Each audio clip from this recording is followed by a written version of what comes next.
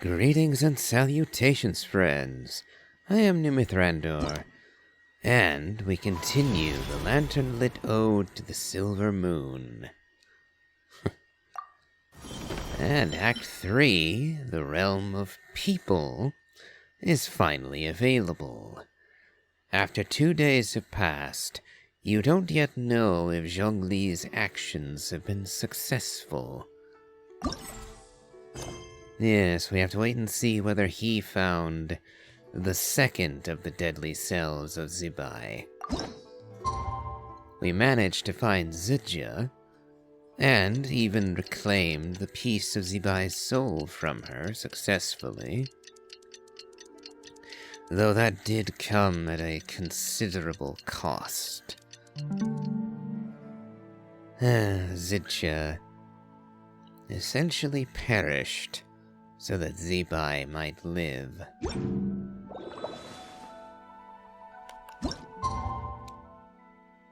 I was wondering about that. I thought it said 8. There we go, that should do it. It's time to meet back up with Xiao. Let's head to Mount Aocang. And here I thought we might be meeting in Liyue Harbor. Oh well. I was incorrect. So now we haste us swiftly to Mount Aocang.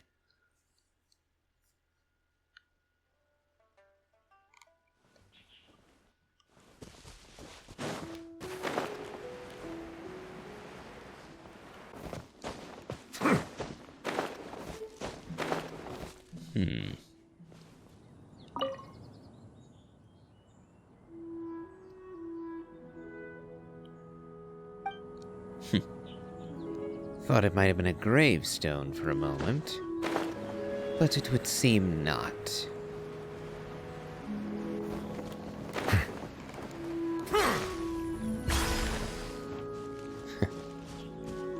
Now, Neuvillette being here would be quite inflammatory, I dare say.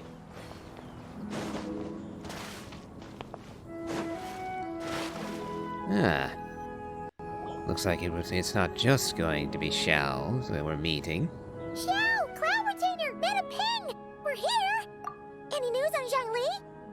Wait, are we missing 2 Adepti? Well, Shenyun banned Mountain Shaper from Mount Aocang for 3 days. I see. Oh! Then what about Mooncarver?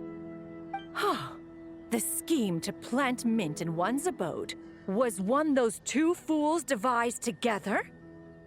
And when it comes to punishment, one does not discriminate. His banishment ends in 3 days as well. Wow!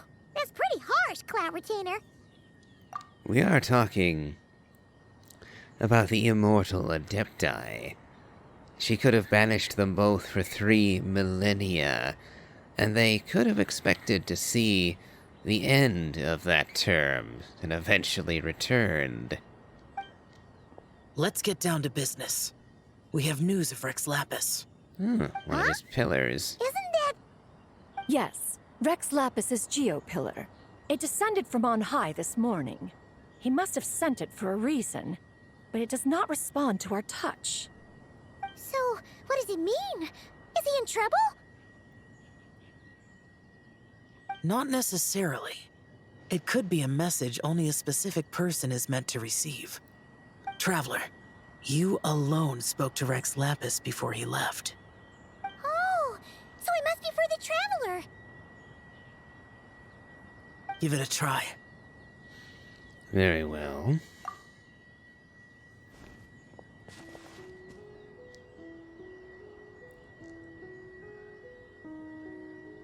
Come to the spring on Mount Qingce. I have left an entrance for you. An entrance? Well? Seems like he might be over at Mount Qingce. Just as one surmised, it seems that Rex Lapis will not countenance our involvement in this matter. That would not surprise me in the slightest. He's always had a soft spot for the traveler, after all. But be that as it may, we have served Rex Lapis for millennia now. In other words, I'm sure this has nothing to do with favoritism. He's probably just trying to protect us. Considering that Zidja had the power to possess Adepti, I have to wonder what another fragment of Zebai might be capable of doing, and what havoc might be unleashed if she proves as unpersonable, shall we call it? That's right. So you mustn't let your guard down, even if Rex Lapis is by your side. Fear not. I will tread carefully. Alright, let's get going. We'll try not to keep you all waiting.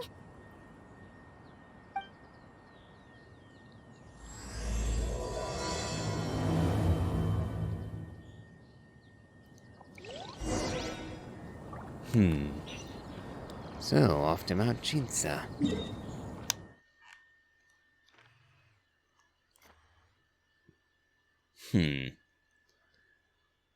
This would seem the closest fast travel point. However, I wonder if it's actually going to be closest.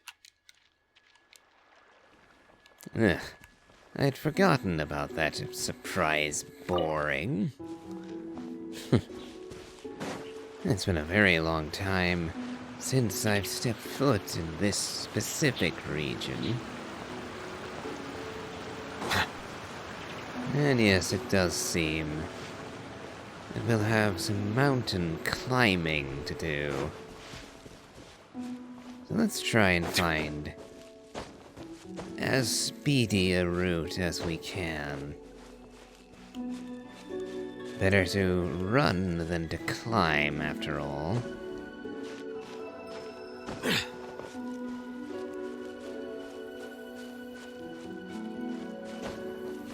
And this isn't quite worth switching out to Mawika or Shilonen for.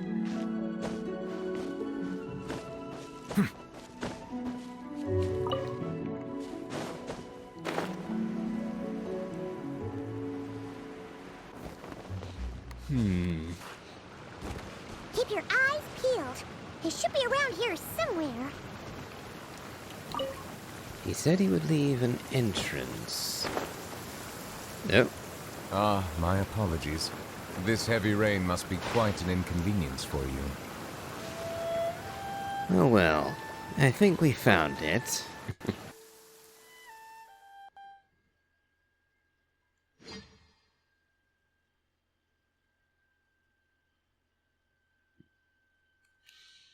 So, will Rex Lapis be accompanying us?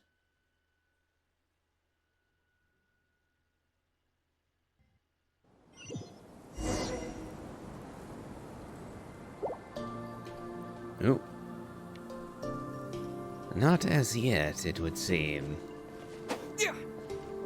Okay, and we are using my version of the Traveler, not a trial one. I forget actually how I built him. Alright, I ascended him to the last, but haven't had cause to level him to 90. Same with his sword. At some point, I'll have to get what remains for that. And I will definitely have to change up his artifact set. I was using Pyro Traveler, but haven't swapped out the artifacts yet. Oh well. Actually, since we are using him, and since we might be in for a fight, let's swap in.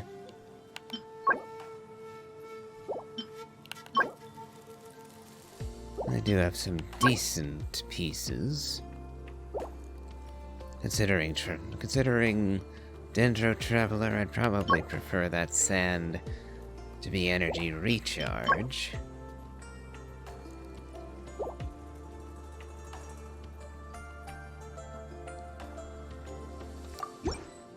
But I doubt they're going to be throwing us into any real nightmarish situations.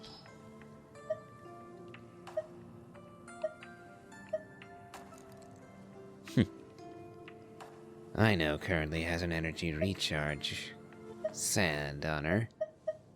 But considering this is the situation, I'll steal it for ether.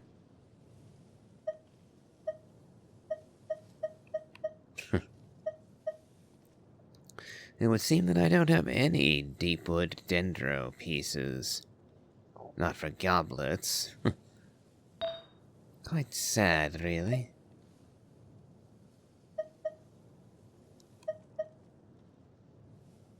I'll nick this off Tainari briefly.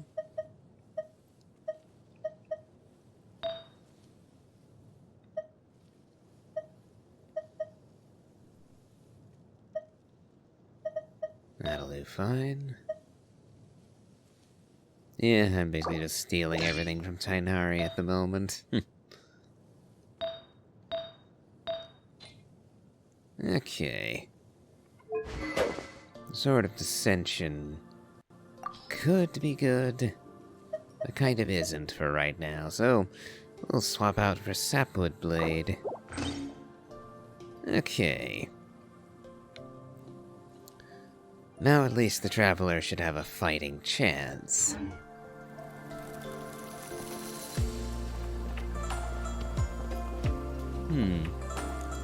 That's some rather soothing music. I wonder if the events here will be as soothing. Who could have imagined that the once mighty Geo-Archon might end up so, sitting on a humble stool in the woods, quietly weaving moon lanterns? You really do look like an old man now. This is a Shao lantern, not a moon lantern. In ages past, when the gods waged war and the world was in turmoil, these lanterns were lit to guide fallen warriors back to their homes. Had you tarried in the mortal realm for but a little while longer, you might have become quite accustomed to them. Even so, it bears such a striking resemblance to the moon lanterns they used to offer up to the heavens. Could this truly be mere coincidence? Perhaps in some sense it is, yet in another, it isn't. For instance, who is to say that some of Langan's magnificent jade did not become part of the very foundations upon which Liyue Harbor now stands? It is conceivable that this ritual was transmitted in such a manner too. Now, let's not let ourselves get carried away. For all its splendor, do not forget that, in the end, even Langan could not escape its heaven-sent fate. Alas, it is just a pity that the little creatures of this world may never again lift their eyes to the moon, even should misfortune befall them. It seems you have been sequestered for quite some time. Or to put it another way, you've been living under a rock. If you don't know that the three moons, or the Trilune Goddess, more precisely, has returned to the skies of Tevat, the Frost Moon has retaken its rightful place in the heavens. So, now indeed, the people of Liyue, the little creatures of the world as you call it, they can look up to the moon once more. But you, Geo-Lord, now that you rule this realm, why take the trouble, not to mention the risk, to visit one who bears such profound guilt as I? Are you not afraid that you might be sullied by the curse of time that was laid upon me? There is no risk to speak of. At least, not in comparison to that which you took when you defied the heavens all that time ago. As I have stated, time and again, it was not I who defied the heavens. Geo-Lord, the ancient affairs of Langan have nothing to do with me, for I am but one of her deadly selves, severed before her demise. My name is not Zabai, but Zichao. Surely you did not take us for one and the same solely on the basis that we may all assume the form of white horses? Sorry to break it to you, but you seem to have found yourself the wrong white horse. Anyway, do tell me, what urgent matter brings you here? Very well, then. I have come to ask for Zebai's shade. Oh? So, the Geo-Lord has set his sights upon Zebai's human soul. And what is it that you intend to do with it? The world outside is changing. With the new moon's birth, the confines of the Shadow Moon are gradually disintegrating. In other words, the heavenly soul is set to return. Consequently, strange phenomena have manifested within Longon's former domain, leading to the earthly soul's reappearance as well. The last of the trio, the human soul, is in your possession. Most intriguing. My intention is to gather all three together, so that an old friend may finally make her return. I must admit, it seems that some remarkable affairs are coming to pass in the outside world. Yet there is one thing you seem to have overlooked, Lord of Geo. Back in the day, it was you that freed me from that painting. And afterwards, I took up arms in your name. Together we first subdued Chenyu Vale, then brought peace to Mount Qingse. It was for this cause that the contract between us was made. But now that the debt has been repaid, what cause have you to expect my aid? Zebai and I have long been friends. Given not only that you were manifested from a corrupt desire within her divine form, but that you also possess a fragment of her soul. How can you purport to be the wrong white horse? I think you'll find that we are now as separate and distinct as any two beings ever were. What once shone with radiant purity has long become dust. What you see is no longer what it was. Oh, great Lord of Geo. Should this still be unclear to you, I bid you take your leave. It seems that the fault lies in my own lack of consideration. As you wish. I shall let this matter rest. Wait! One moment, if you will. Should this not be your opportunity to propose a new contract? The part where you make me an offer I simply couldn't refuse? Even those puny mortals know how to haggle when striking their bargains. Should you, the famed god of contracts, not likewise strive for success through negotiation? Come now, enough with the posturing. It's time to name your price. Very well. I had, in truth, prepared a new contract for your consideration. I knew you would not come before me unprepared. Yet, you should know that I want for nothing, for I live in the mountains, carefree and untroubled. Occasionally, I even find sport in teasing the mortals who stumble into my presence. Then why persist in telling them those ancient stories? I speak of what transpired before the sky collapsed and the earth sank into itself.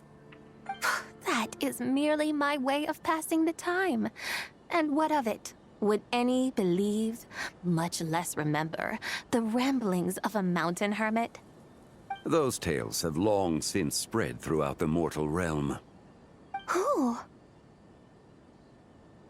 Should my words prove insufficient, I invite you to see the world for yourself. To this end, I have found you a pair of trusty guides. The Lantern Rite is presently underway in Liyue, and should prove quite intriguing for you. So this, then, is the contract you have prepared for me? Indeed it is. Think of it as a contract for a one-day festive excursion. Surely you do not hope to offer this in exchange for Tsubai's shade. The foundation of my very existence for a little excursion seems a little steep, wouldn't you say? Why not see for yourself? You can always decide afterwards. The final determination, of course, shall rest with you. Is that so? Then perhaps this deal might not be entirely off the table after all. Where then are these guides of which you speak? Hey, it's Zhongli! Oh, we've been looking for you everywhere. We thought you might have gone missing. And who might this be? You're here. So these are my guides. Well, well. They certainly look the part, I'll give you that. Guides? Oh, you poor innocent little creatures. The benevolent Lord of Geo has soaked you to me, which means that for the rest of this day, you belong to me. Sold us to you? Just what have you gotten us into, Zhongli? The situation is not quite as dire as that would sound. I ask only that you accompany my Adeptus friend on a tour of Liyue. And you'll help us after that? I would suspect that depends on how well you entertain me. Entertain you? Where would you like us to take you then? Let us start with this Liyue harbor of which I have heard so much. Nowhere is quite so fascinating as a place teeming with little mortals. How come this Adeptus sounds so different from what Paimon imagined? Remember that she is one of the deadly selves. A cursed fragment, born of the evil and impurity of Zibai's soul. A part of her that she shuffled off in pursuit of perfection and divinity. But, leaving that aside, let's just play this by ear. Okay, we'll take care of it. Get ready to find out why they call Paimon the best travel guide in all of Tibet.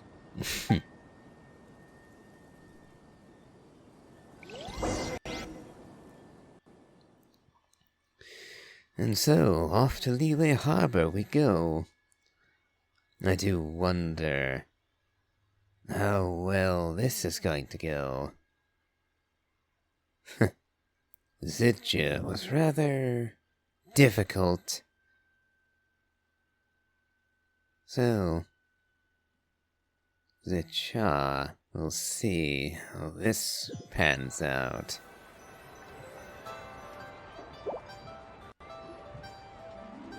Look! We've arrived at Liyue Harbor! Not only is it Tibet's busiest port, it's also the beating heart of Liyue. So, dear Madam Adeptus, where would you like to go first? With humble fare and wine to sip, in comfort clothed and soul at ease, one eats, and all the heart's ills cease. So we're heading straight for the good stuff? Well, you're in luck, because Paimon's an expert when it comes to food. There are two main cooking styles in Liyue. Li cuisine, which is all about mountain delicacies, and Yue cuisine, which is centered on seafood. The most famous restaurants are Liuli Pavilion and Shinyue Kiosk. Oh, now Paimon's starting to drool. Guess our only option is to go try them both. 2 meals, back to back. Both sound like excellent options to me. Are these the kind of establishments that most people might visit on a regular basis? Not exactly. Both Li cuisine and Yue cuisine are known for their pricey ingredients. Definitely not what you'd call the budget options.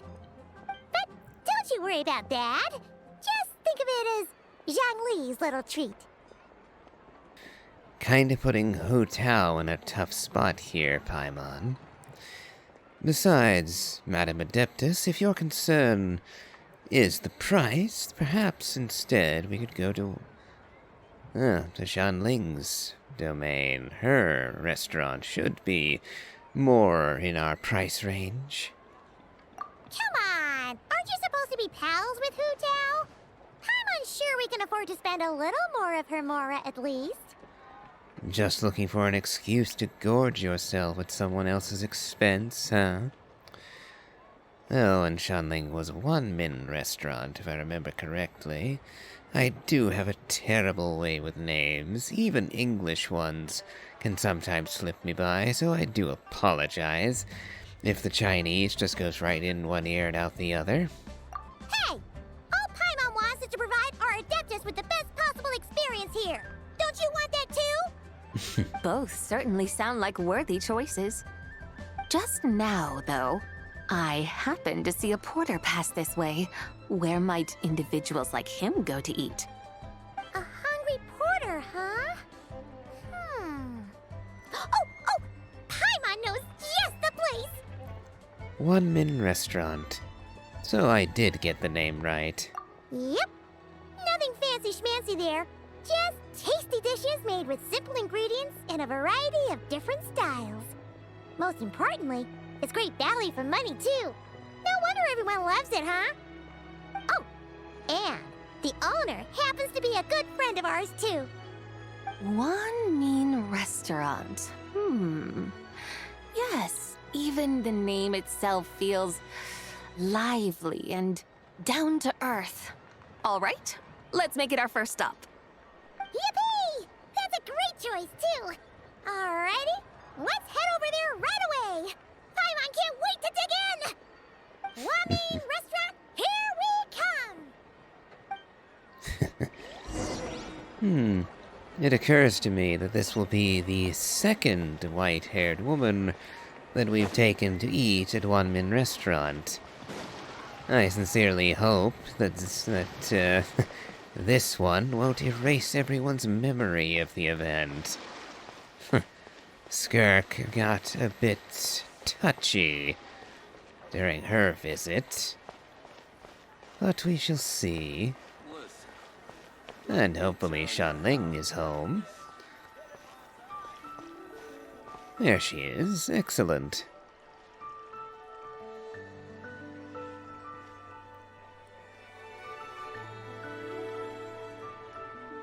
Shanling! Chef Mel! We're here! Oh, hello there. What a surprise to see you two. Welcome, welcome. Hey there, Traveler and Paimon. We're a little busy today, so grab a table while you still can. But I don't think I've met this lady before. Is she a new friend? You could say that. We brought her here for Lantern Rite. Oh, I see. Well, hey there. A friend of the Traveler's a friend of mine, too. Don't worry, we'll take good care of you. Just order whatever you want, it's on the house. By the way, I'm Xiangling. I cook here at One Mean Restaurant. What's your name? Miss Xiangling, have you ever heard of the White Horse Adeptus? Of course. What about her? I am her, and she is me. Huh? You mean you're an Adeptus? Indeed. Oh, you young'uns crack me up. Come on, Xiangling. You've got to keep up with the times. Haven't you heard of cosplay? It's like a role-playing game where you dress up as famous characters and pretend to be them. Seriously, it's all the rage, and it looks like this young lady is quite the expert. Chef Mao. It's very good that you didn't say this to the other deadly cell, Zijia, because this would probably end very badly for you if it was. Your friends sure keep their fingers on the pulse, huh, Traveler? Wow, Dad. Didn't know you were so tuned in. But how come I haven't heard about it? I presume because it's an Inazuman custom. But, well, we shall see. You gotta listen to our customers. Didn't I tell you to spend less time chasing after wild vegetables and more time making friends? You're even more out of touch than I am. Hey, I like making friends too. Isn't that what I'm doing right now? Anyway, even if it is just a costume, is it alright if I still call you White Horse Adeptus? Of course it's all right, because that's exactly who I am. Okay. I can see you're really committed to the role. How about I call you the real White Horse Adeptus instead? In that case, you can call Paimon the real traveler. I guess that makes me the real Paimon then. You're right. You could have at least switched outfits. Oh no, that would be a horrifying image. Puny mortals. Nevertheless, I suppose it might be amusing to indulge in your little charade for a while at least. All right, go grab yourselves a table. I'll come take your order in a bit.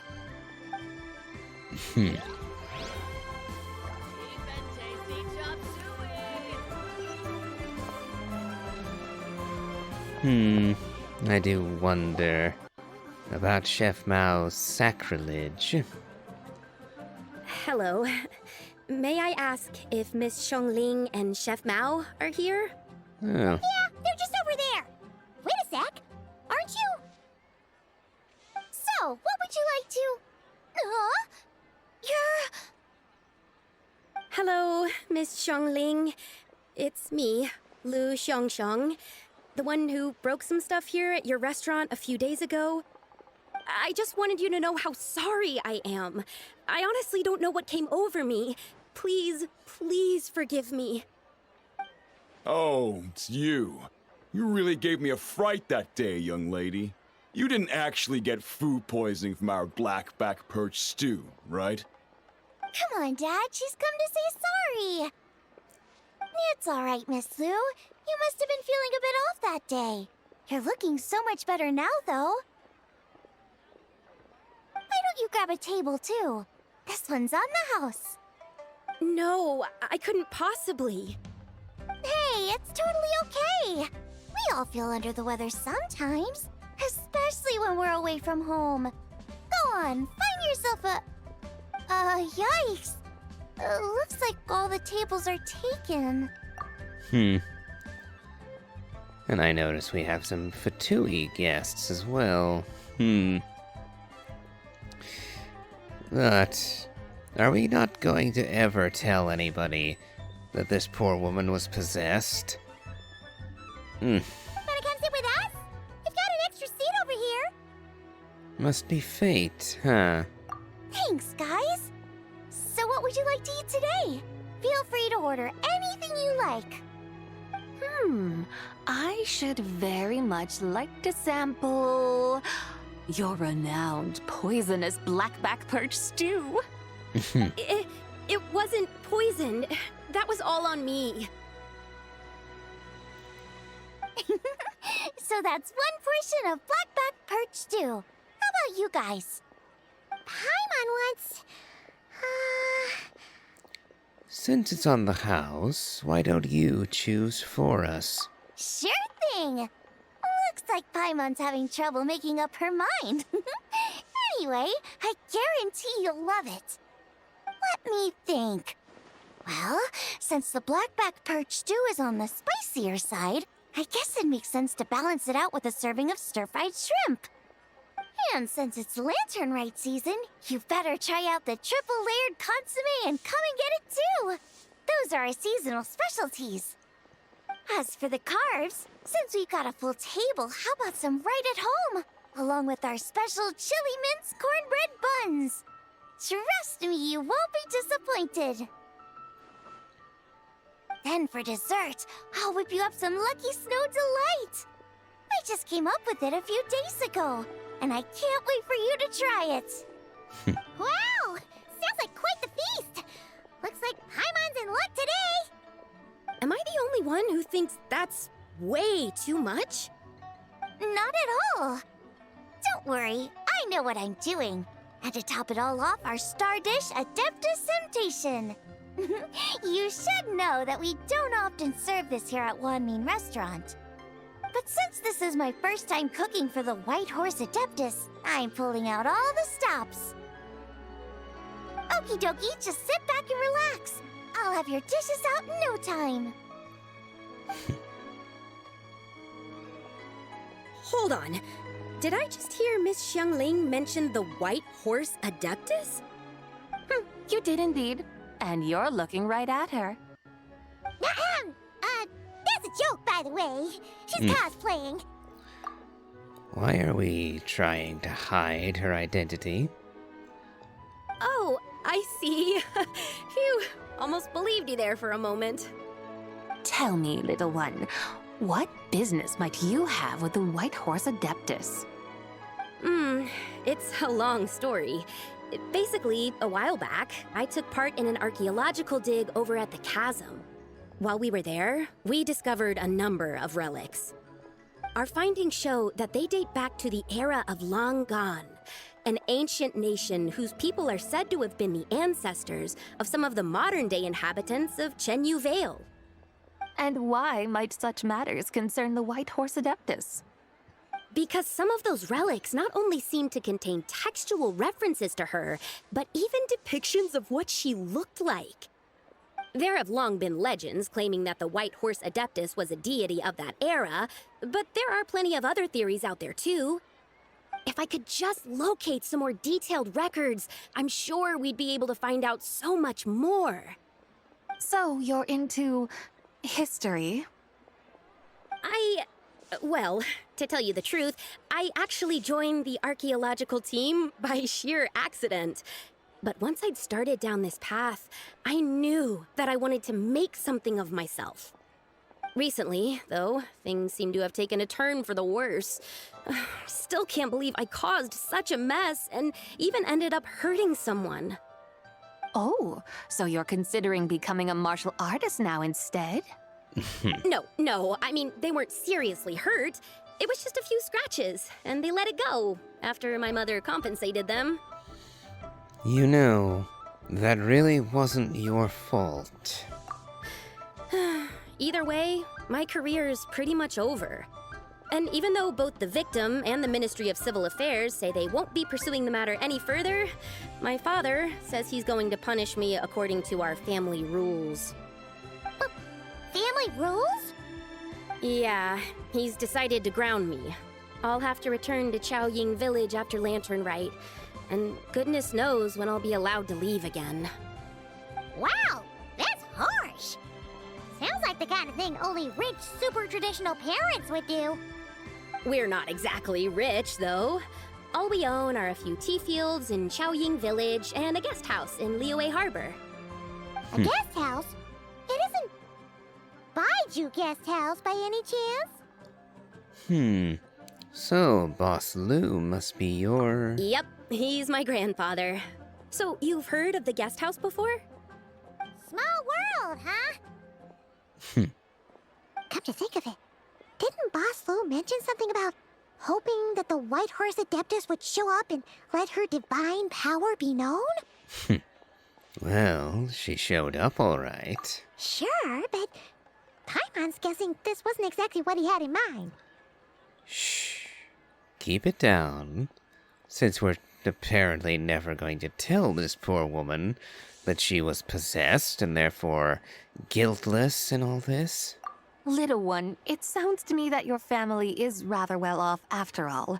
What then drew you to archaeology? Why subject yourself to such unnecessary hardships? Even if I stayed at home, there's no guarantee I'd lead a nice, easy life. Just look at my father. Recently, my grandfather put him in charge of the guest house, and he came up with a bunch of ideas right away, starting with changing its name. That didn't turn out well, though. My grandfather yelled at him for days, even calling him a bad son, and they still haven't let it go. Oh! Paimon thinks we might have heard about that too. Long story short, being dependent on others is never fun. You just end up being completely under their thumb. That's why I want to make it on my own out here, no matter how hard it is. After all, as the saying goes, to rise above others, one must endure the hardest of hardships. What's so funny about that? You poor, innocent little creatures never fail to amuse me. To think you would endure all manner of hardships in your brief time on this mortal plane, and all that merely to rise above others. I would have thought that the wiser path would be to simply roam this world as I do. Huh? Tell me, what is it that you truly delight in? Archaeology? Martial arts? Tea planting? Or perhaps the keeping of a guest house? What I delight in? Yes! Surely there must be something you don't find quite so exhausting. Whatever delights you should not feel like a burden. But do things like that really exist? Of course! Take Miss Xiangling, for instance. I defy you to detect even a hint of hardship on her face when she wields her walking spatula. So, since it seems you are resolved to tread the rocky path, you should strive with all your might to pursue that which brings you delight. You mean, like cosplay? I suppose you might say that. Looks like the White Horse Adeptus is really getting into her role. I think I get what you mean then. Maybe I should have a chat with Miss Xiangling before I head home. Okay, everyone. Sorry to keep you waiting. Here's your food. Wow. It all smells so good. Oh, finally! I get to try that famous poisonous stew. Hey! Didn't you hear what Shang said? It wasn't the stew. If anyone's to blame, it's that other you. So, we're finally going there. What's up? How fiercely this mortal fare burns upon the tongue!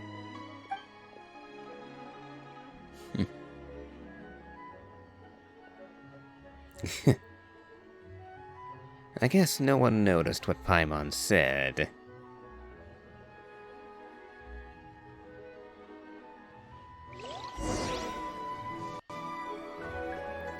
Unfortunate. Most satisfying as poisonous stews go. So, where to now? Time, I think, to seek out some diversion? Oh, there's plenty of entertainment options in Liyue. Paimon will tell you that. The locals like to drink tea, walk their pets, play chess, watch operas, attend storytelling performances. Storytelling performances? You know, like listening to people telling stories. They're usually based on old Liyue legends, just like their operas. Stuff like the Divine Damsel of Devastation, Through the Eyes of a Dragon, or the Sanctification of Tao Do. What about the story of the bright moon that sits in the sky above us? Paimon doesn't think she's heard that one. Still, the moon does come up quite a lot. It's even in the name itself. The Yue in Liyue actually means moon. Since we're on the subject, you like telling stories yourself, right? Why don't we go check it out? In that case, I'll have to trouble the two of you to lead the way. Awesome! Let's go! Third round knockout, here we come! No, not a very far walk at all. And lo and behold, Yun Jin.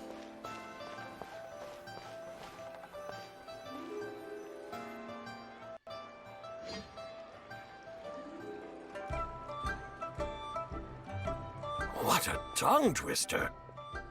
I'd have made a complete fool of myself if I tried to say it on stage without practicing it first. Huh. Call yourself Iron Tongue Tien. Wobbly Tongue Tien, more like.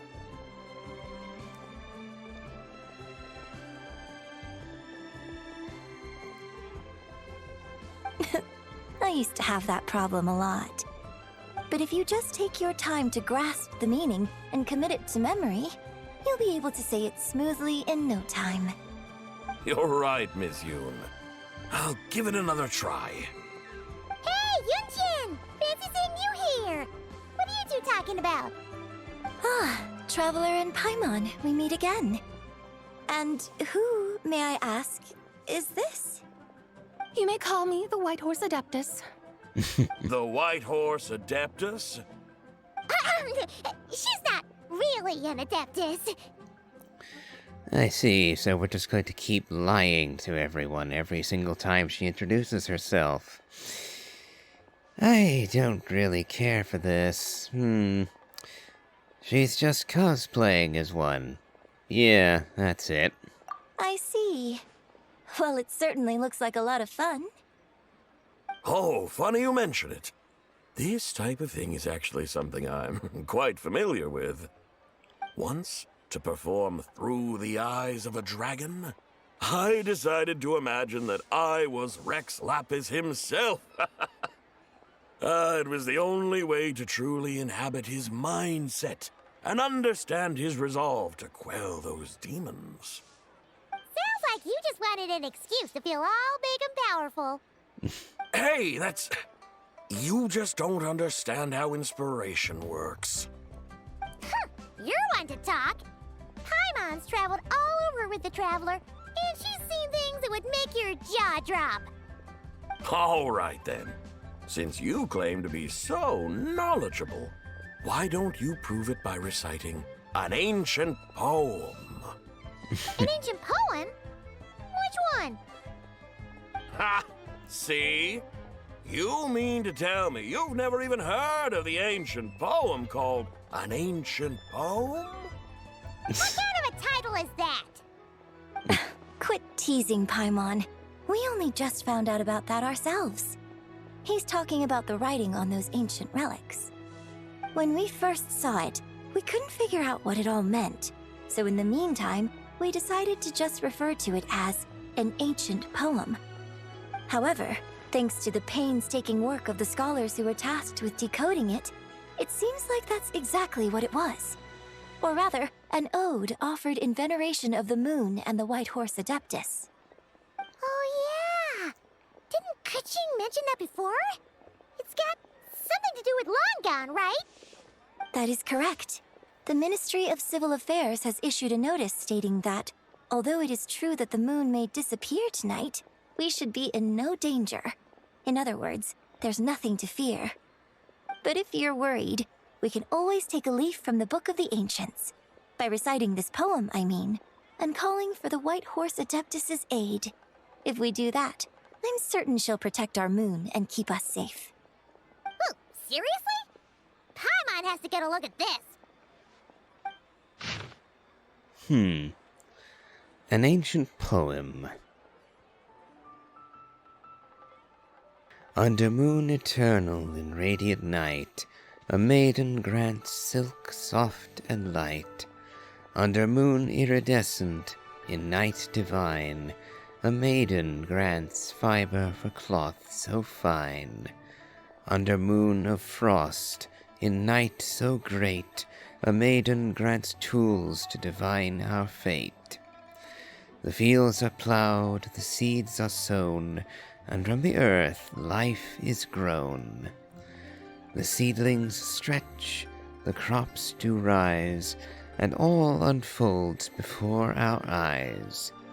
Fruits are gathered, sweet wine is poured, these gifts we offer to our Lord.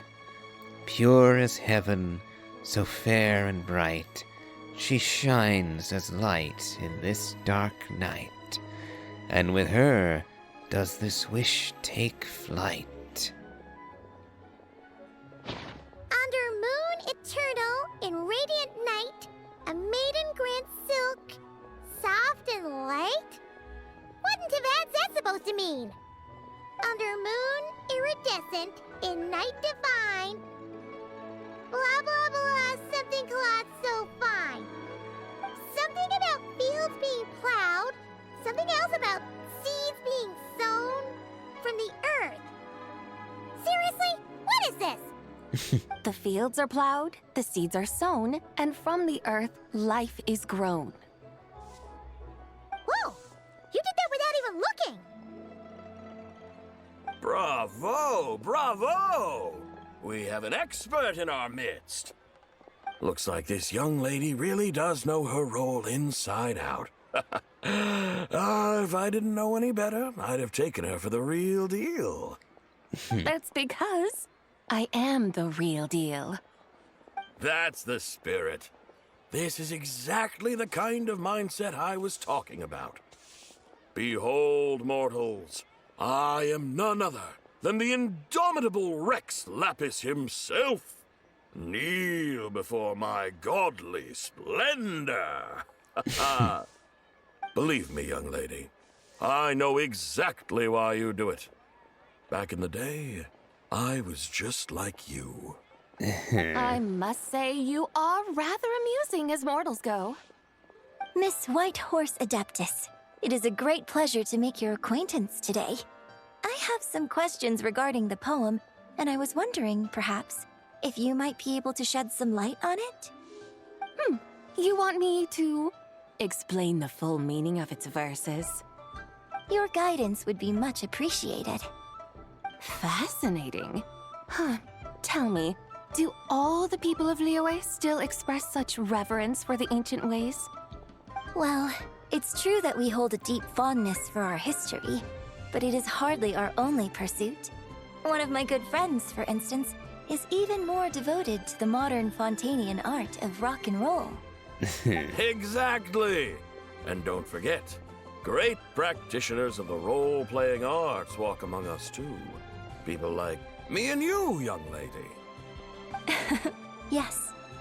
So rather than placing too much emphasis on our reverence for the ancient ways, it might be better to say that here in Liyue, 100 passions bloom, each with a voice of its own.